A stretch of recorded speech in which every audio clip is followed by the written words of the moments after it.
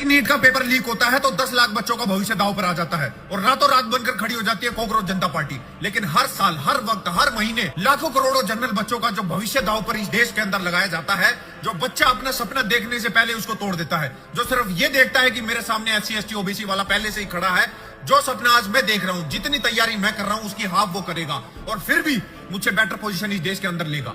तो जरा सोचिए उस बच्चे के अंदर काबिलियत कहां बचेगी। फिर इस देश के अंदर शिकायतें आती हैं कि जो टैलेंटेड बच्चे हैं वो इस देश से बाहर चले जाते हैं, विदेश में चले जाते हैं। क्यों ना जाए, जिनके माँ बाप दिन रात मेहनत कर करके अपने बच्चों को पढ़ाते हैं, लिखाते हैं, इतना तैयार करते हैं कि वो इस देश का भला करेंगे, वो हमारा भला करेंगे, लेकिन उनके सामने आकर खड़ा हो जाता है आरक्षण।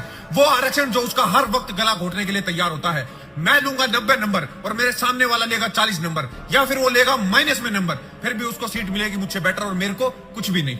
मैं भरूंगा 1000 रुपए का फॉर्म और वो भरेगा 30, 40 या 100 रुपए का फॉर्म।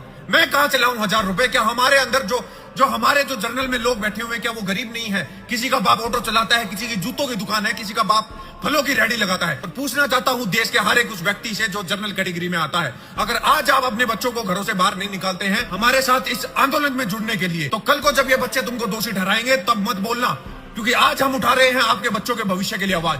आज हम उठा रहे हैं उस सुनहरे भविष्य के लिए आवाज जो कल को इस देश को आगे बढ़ाने के लिए तैयार हो रहा है। कि जब जब हमारे बच्चों के ऊपर डिस्क्रिमिनेशन होता है तब तब हमारे पास कोई रूल, कोई रेगुलेशन, कोई कानून है ही नहीं। अगर आज SC ST OBC के बच्चे के साथ किसी भी तरह का डिस्क्रिमिनेशन हो जाता है, वो एक तुरंत में आपके ऊपर केस फाइल कर देता है। लेकिन यही बच्चे जब हमारे सामने आकर बोलते हैं ब्राह्मणवाद से आजादी, जाटों में ये, राजपूतों में ये, ब्राह्मणों में ये, हमारे जब देवी देवताओं का अपमान किया जाता है, हमारे जब आस्थाओं के ऊपर ठेस पहुंचाई जाती है, तब हम किसके पास जाए?